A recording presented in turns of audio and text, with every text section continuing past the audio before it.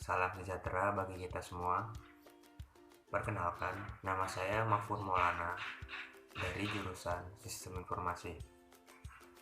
Pada hari ini saya akan menjelaskan 3 materi, yaitu tentang apa itu organisasi dan manajemen, aspek-aspek organisasi, dan juga mengelola dan memahami dalam ruang lingkup budaya organisasi.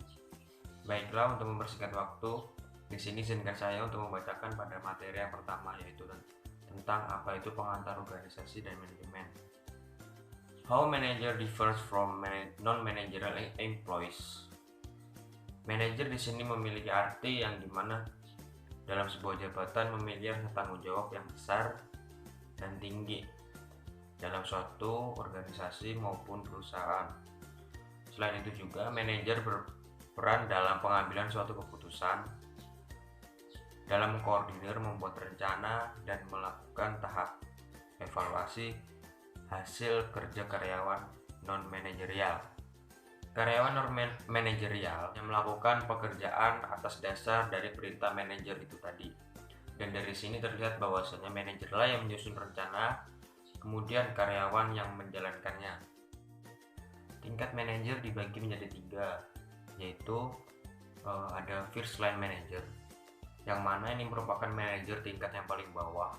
Tugas mereka yaitu hanya mengelola pekerjaan non-managerial employee. Dan yang kedua ada middle manager.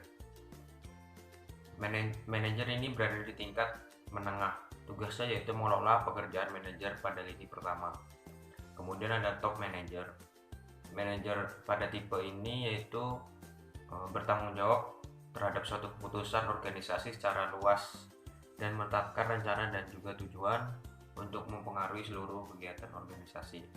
Dan juga muncul pertanyaan, mengapa efisiensi dan efektivitas itu penting bagi manajemen. Seperti yang kita tahu, efisiensi di sini merupakan bagian yang terpenting dalam manajemen karena mengacu pada hubungan antar keluaran dan masukan, baik input maupun output. Dan jika dirangkum atau dipersingkat, efisiensi ini menunjukkan kemampuan organisasi dalam menggunakan sumber daya dengan benar dan tidak adanya pemborosan.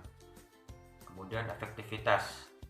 Efektivitas di sini menunjukkan kemampuan suatu dalam perusahaan untuk mencapai sasaran-sasaran, dalam hal ini hasil akhir yang telah ditetapkan secara tepat. Efektivitas dan efisiensi ini sangatlah berkaitan karena organisasi di sini tidak hanya dituntut untuk mengejar tujuan semata, akan tetapi bagaimana tujuan tersebut bisa tercapai secara efektif dan juga efisien. Lalu ada 4 fungsi dari manajemen. Yang pertama yaitu ada planning. Planning adalah bagaimana perusahaan tersebut menetapkan tujuan yang diinginkan dan kemudian menyusun rencana strategi bagaimana cara tersebut untuk mencapai tujuan tersebut. Yang kedua ada organizing, perencanaan, yaitu pengaturan sumber daya manusia dan juga sumber daya fisik yang dimiliki agar bisa menjalankan rencana-rencana yang sudah diputuskan untuk mencapai tujuan yang diinginkan. Directing, fungsi pengarahan, adalah upaya untuk menciptakan suasana kerja dinamis, sehat agar kinerja lebih efektif dan juga efisien. Yang keempat ada controlling. Controlling di sini adalah fungsi pengendalian dan upaya untuk menilai suatu kinerja yang berpatokan kepada standar yang telah dibuat. Lalu ada 3 keterampilan dalam manajerial. Yang pertama ada keterampilan konseptual, keterampilan berhubungan dengan orang lain, dan juga keterampilan teknis. Dan itu juga menyangkut area tersebut adalah area fungsional bisnis, dalam hal ini pemasaran, keuangan, produksi, serta sumber daya manusia. Memasuki pada materi yang kedua, yaitu tentang organizational aspect of modern. Seiring dengan berjalannya waktu, hingga sekarang ini terjadi banyak sekali proses perubahan yang disebut proses globalisasi. Proses globalisasi ini terjadi sangat drastis di kalangan dunia hingga sekarang. Tak heran juga banyak dari kalangan-kalangan pun dituntut untuk beradaptasi di era sekarang, terutama pada sektor bisnis, yang mana kondisi ini sangatlah bergejolak bagi mereka yang merasakan efek dari globalisasi ini, dan mau tidak mau mereka harus kembali menyesuaikan dengan kondisi yang sekarang. Selain itu juga terdapat peran pemimpin, yang mana mereka harus berani mengambil keputusan untuk menginvestasikan terkait waktu dan juga energi dalam suatu inisiatif dalam jangka waktu yang panjang dalam berorganisasi. Karena di sini tujuannya yaitu untuk mencapai suatu keunggulan yang kompetitif di mata sudut pandang orang lain. Selain itu, terdapat 3 aspek penting dalam manajemen. Yang pertama ada planning, kedua monitoring, dan yang ketiga ada reward atau penghargaan. Planning di sini merupakan suatu rencana yang telah ditetapkan atau diputuskan dalam beberapa waktu ke depan, terutama untuk dalam jangka waktu yang panjang. Sedangkan untuk monitoring di sini sangatlah penting.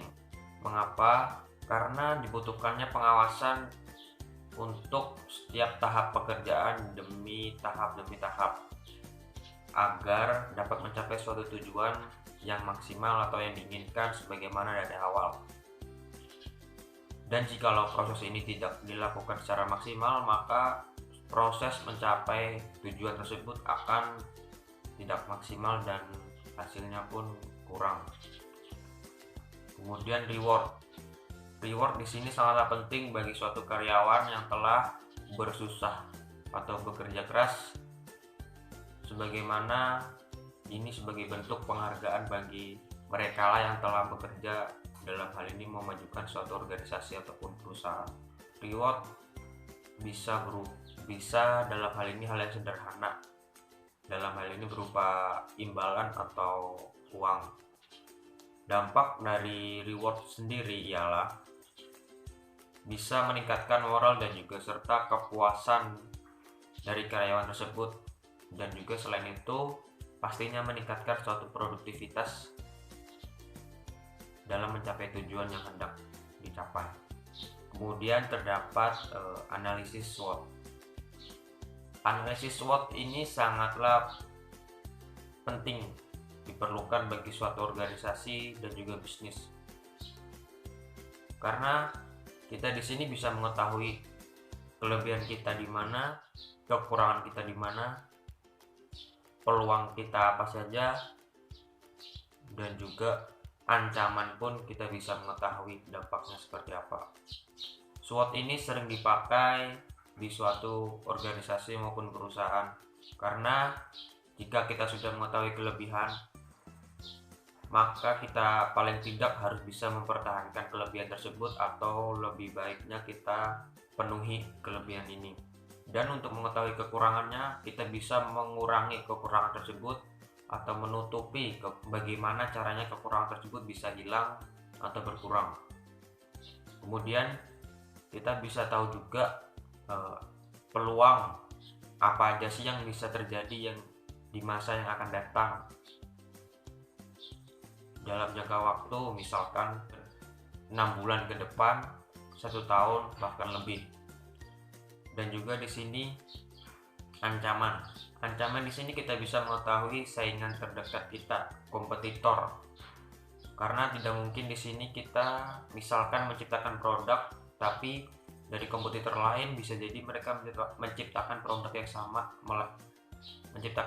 sama dan juga memiliki kelebihan tersendiri.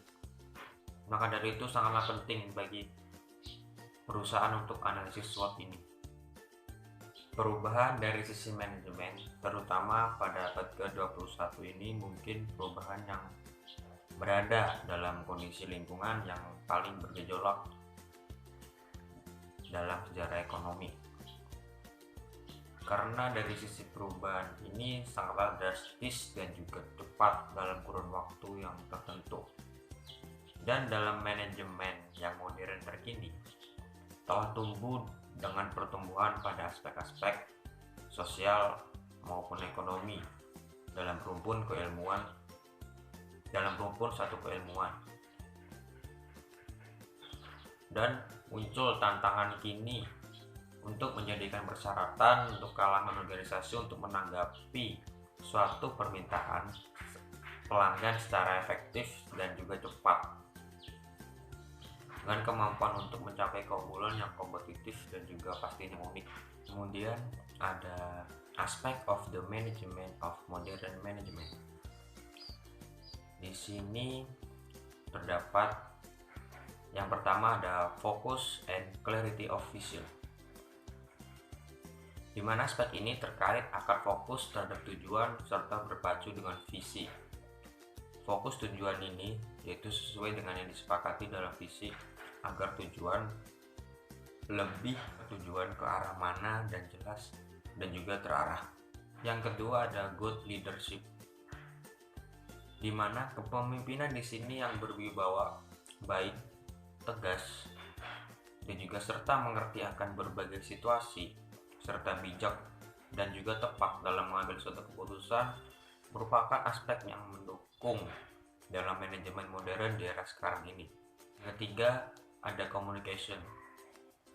Komunikasi di sini layaknya menjadi hal yang mendasar dan juga penting, karena suksesnya dari organisasi dalam mencapai tujuan ialah komunikasi yang baik. Dari situlah nanti akan tertanam akan kekompakan dalam menjalani suatu pekerjaan. Yang keempat ada involvement and collaboration. Keterlibatan dan kolaborasi di sini sangatlah membantu, apalagi dengan bagian eksternal maupun internal organisasi. Bagian eksternal di sini kita bisa mendapatkan paling tidak ilmu baru bahkan pengalaman, karena kita tidak cukup hanya berdiam di satu tempat, melainkan kita harus berkolaborasi dan banyak terlibat pada aspek lainnya. Yang kelima ada manage your asset. Mengelola terhadap suatu aset kini menjadi harus dioptimalkan dan juga efisien dalam suatu bisnis, karena dengan berbagai tata cara dengan menentukan suatu orang yang handal untuk mengelola aset tersebut, dan untuk orang tersebut haruslah sangat mengerti dan paham benar-benar tentang aset tersebut, bagaimana tentang cara pengelolaannya. Dan yang keenam di sini adalah fundamental needs must be met. Secara umum dalam suatu organisasi di mana pasti memerlukan suatu kebutuhan. Jadi mau tidak mau kebutuhan tersebut harus terpenuhi agar mendukung suatu tujuan yang hendak dituju dalam organisasi tersebut. Jikalau tidak memenuhi, maka akan menjadi suatu topik permasalahan yang baru. Kemudian yang ketujuh ada loss curve. Di sini kita bisa mengetahui grafik atau kurva selama pekerjaan yang telah kita selesaikan. Dengan kita mengetahui kurva tersebut, maka akan mengetahui apakah memperoleh laba atau rugi. Jadi semua itu bisa terlihat dalam kurva tersebut. Dan yang ke-8 adalah expectation must be met. Berbagai macam ekspektasi di sini layaknya bisa terpenuhi agar bisa menjadikan suatu kenyamanan dalam berorganisasi, dan dari situ bisa mendongkrak semangat dan pastinya lebih dari sebelumnya. Dan yang terakhir yaitu fears must be dealt with. Di sini muncul banyak ketakutan dan juga kekhawatiran, layaknya bisa menjadi beban. Dan ini mau tidak mau harus diatasi agar tidak menjadikan suatu masalah yang memberatkan atau membebani dalam anggota maupun yang lainnya. Dan pada hakikatnya adalah kembali lagi bahwasanya organisasi tersebut disesuaikan dengan adanya lingkungan, terutama dalam ruang lingkup pasar, dan juga diharuskan bisa beradaptasi dengan kondisi ataupun situasi apapun itu di lapangan. Selain itu, terkait pengembangan sendiri ini tetap akan menjadi tujuan yang mana ini merupakan tujuan yang strategis.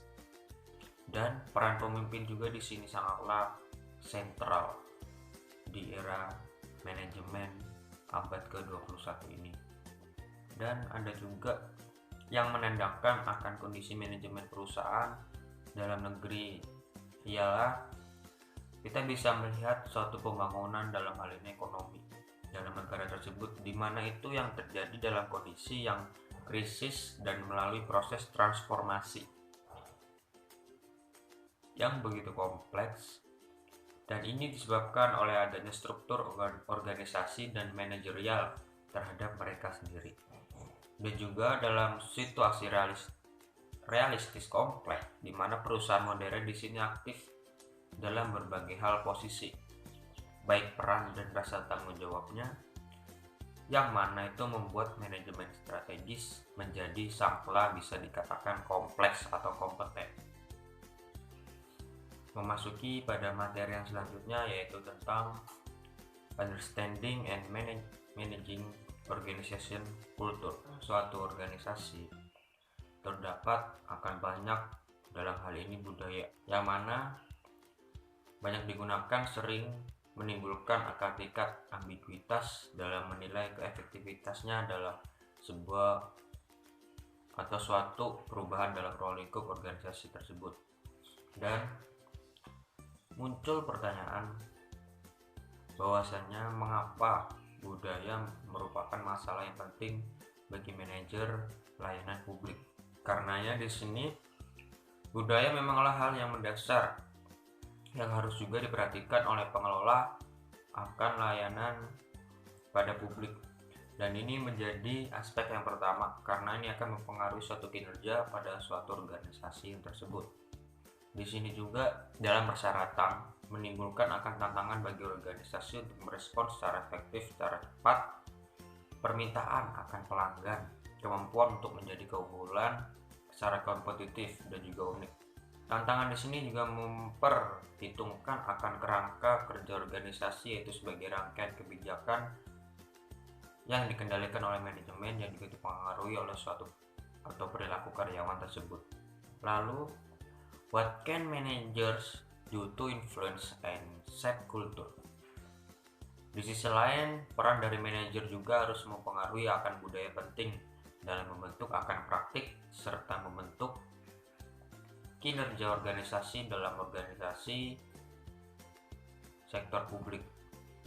Maka dari itu kembali lagi bahwasanya peran manajer sangatlah penting karena semua ada di tangan manajer. 6 key issue. Yang pertama ada creating a climate for change. Dalam budaya di sini hanya akan efektif jika diterapkan pada batasan area yang relevan. Dan juga ada faktor pendorong baik internal maupun eksternal.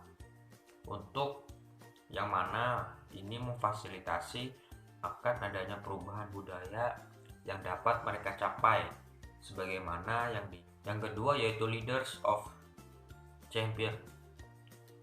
Di sini terdapat akan efektivitas terkait perubahan akan budaya serta memahami dalam hal ini mengelola budaya itu dalam organisasi dan memberinya suatu reward. Dan yang ketiga yaitu employee engagement and empowerment. Pentingnya di sini ialah dalam hal memastikan bahwasannya budaya tersebut dapat dikelola dengan baik dan juga efektif, serta selaras dan juga tidak ada kata lain akan adanya asumsi dari budaya organisasi yang dalam ruang lingkup secara keseluruhan. Yang keempat ada team orientation. Kerjasama tim merupakan suatu hal yang menjadi figur utama dalam sebagian hal dalam organisasi. Dan dalam hal kerjasama ini menyangkut akan perkumpulan suatu individu-individu yang menyatukan akan pemikirannya dan menyelesaikan dalam hal satu tujuan. Dan yang keempat yaitu tracking culture change. Dari sini ialah menilai akan budaya tersebut menjadi selaras atau tidak dalam hal ini terutama pada subkelompok tersebut. Praktik Di sini apakah ada masalah atau tantangan yang terkait untuk ditangani dan dapat pula merusak akan kebiasaan budaya tersebut yang berasumsi pada hal ini mendasari akan organisasi tersebut. Yang terakhir adalah training, reward, and recognition. Dari sini muncul akan menjadikan aspek akan kesesuaian dan juga terkait akan pelatihan, akan terkait manajemen di berbagai kalangan ruang lingkup organisasi. Mengingat banyaknya budaya yang berada di Indonesia ini sangatlah mengharuskan akan pelatihan tersebut dilakukan. Rasa budaya organisasi di sini memberikan rasa identitas dan juga menentukan akan melalui berbagai kegiatan atau adat istiadat seperti pada ritual, kepercayaan, makna, nilai, norma dan juga bahasa terkait organisasi yang mana itu akan menjadi hal-hal yang ada dilakukan di sekitar kita.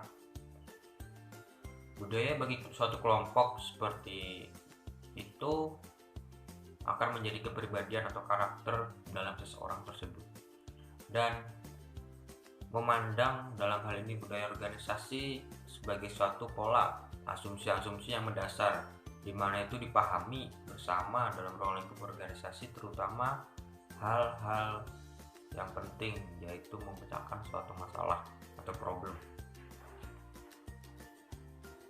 Pola-pola tersebut menjadi sesuatu yang pasti dan disosialisasikan kepada anggota-anggota baru dalam halnya organisasi tersebut.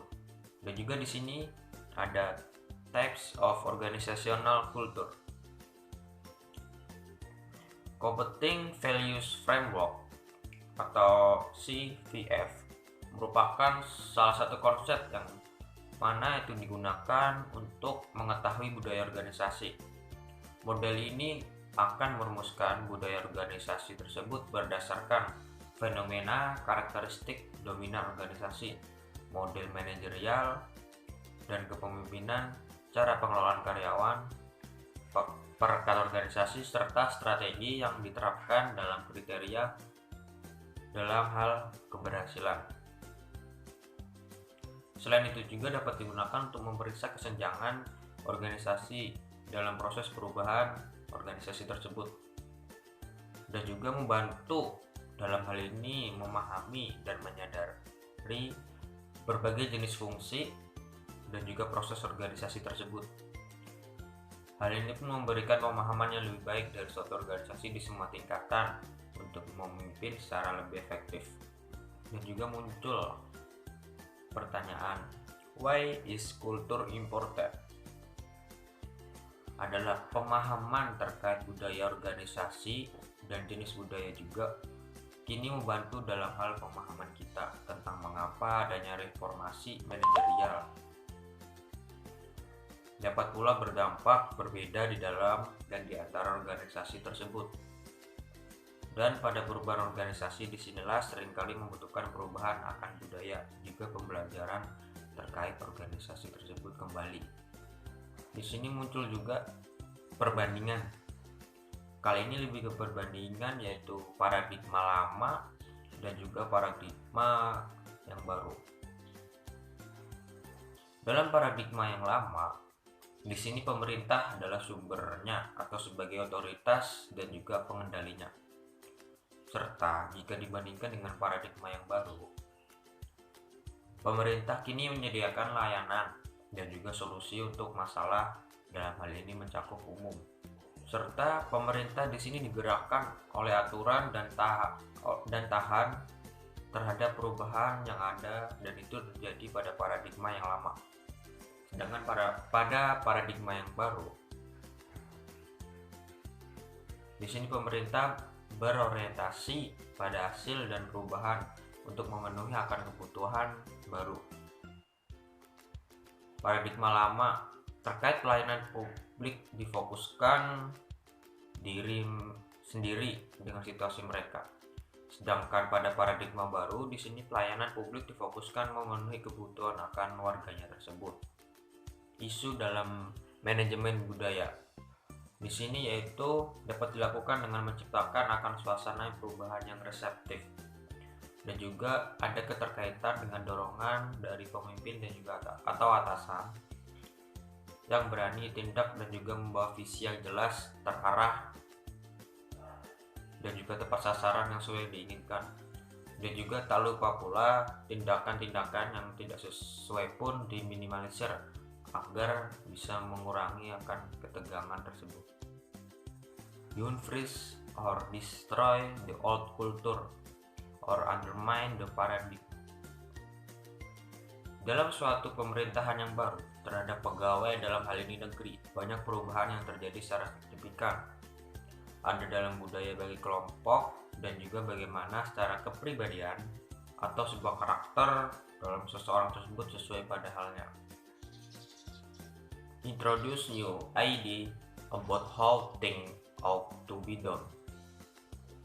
Dalam teori pilihan tersebut, sebuah publik ini berpengaruh pada awal, dimana dalam memperkenalkan justifikasi dalam sebuah teoritis tersebut, sebagaimana perubahan dalam hal ini adalah bagaimana para pegawai dalam negeri tersebut dapat diorganisir dan juga patut juga akan jalannya.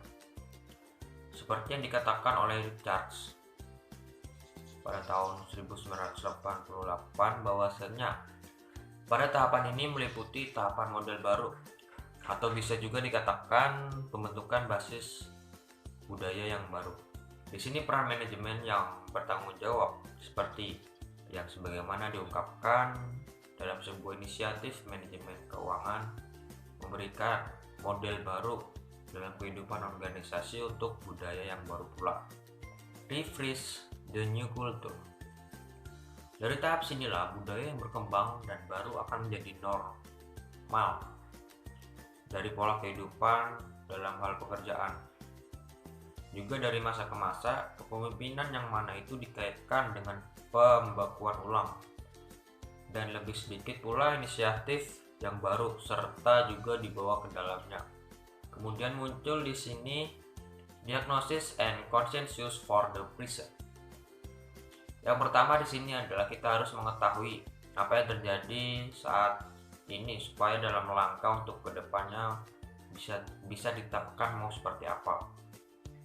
Kemudian diagnose and consensus for the future. Yang kedua di sini adalah mencoba untuk mengetahui dampak dari apa yang telah ditentukan tadi, khususnya pada poin pertama yang sudah disebutkan untuk dalam hal ini masa depan. Selanjutnya, what this means. Dari situ nanti kita akan bisa timbul makna apa dan juga seperti apa. Illustrative story. Kemudian digambarkan, dituangkan secara ilustratif apa yang telah dihasilkan dari runtutan awal hingga saat ini. Strategi action step. Dibuatlah langkah-langkah yang sekiranya strategis yang berupa tindakan yang sekiranya mampu berjalan sesuai dengan apa yang diharapkan. And implementation plan. Yang terakhir yaitu diimplementasikan dalam bentuk sehari-hari dan mencoba dalam hal ini adaptasi secara bertahap. Menurut Watson pada tahun 2006, di sini menekankan bahwa tren penting dalam pemikiran manajerial dalam beberapa dekade terakhir telah mendorong manajer untuk mencoba menciptakan budaya organisasi yang kuat. Dan kembali lagi, mengapa budaya merupakan masalah yang penting bagi manajer layanan publik. Budaya tersebut haruslah sangat-sangat diperhatikan oleh pengelola pada pelayanan publik, dan juga budaya ini mempengaruhi kinerja pada suatu organisasi serta budaya yang mempengaruhi kinerja dengan cara yang amat positif. Creating a climate for change. Keterlibatan dan pemberdayaan akan karyawan sangatlah penting untuk memastikan bahwasanya budaya tersebut dapat dikelola sebagaimana secara efektif, dan juga asumsi budaya organisasi tersebut secara keseluruhan. Leaders as champion. Pemimpin organisasi di sini harus memahami dan juga mengelola budaya dalam ruang lingkup organisasi tersebut dan menghargai akan hukum subkultur yang tergantung pada mereka yang selaras atau tidak dengan budaya perusahaan yang dianut oleh para pemimpin-pemimpinnya. Employee engagement and empowerment. Keterlibatan dan pemberdayaan karyawan yang sangat penting, yang dimana itu memastikan bahwa budaya dapat dikelola secara efektif dan juga selaras dengan asumsi-asumsi budaya yang secara keseluruhan tadi. Team orientation. Dari sinilah tim dapat dipandang sebagai cara untuk bagaimana berinvestasi dalam hal ini pengembangan bakat yang sebagaimana dilakukan tadinya. Melihat perubahan budaya. Penting dalam hal ini menilai apakah budaya tersebut menjadikan mereka tidak selaras dalam hal praktik budaya maupun subkelompok, atau apakah ada masalah atau tantangan yang harus diatasi yang mana itu dapat merusak etos budaya dan juga asumsi yang mendasari akan organisasi tersebut. Kemudian yang terakhir yaitu training reward. Pelatihan atau pengujian di sini adalah kesadaran budaya dipandang berbeda di berbagai organisasi. Budaya juga merupakan aspek pelatihan manajemen umum yang dilakukan di beberapa organisasi. Di organisasi lain, dianggap tepat untuk belajar dari para pemimpin dan manajer tentang norma dan juga asumsi budaya yang sekiranya berlaku tersebut. Sekian penjelasan dari materi yang saya berikan, semoga dapat menambah wawasan bagi kalian semuanya. Dan saya mohon maaf bila ada salah dalam hal ini tutur kata yang kurang berkenan di hati kalian, mohon dimaafkan. Sekian dan terima kasih. Wassalamualaikum warahmatullahi wabarakatuh.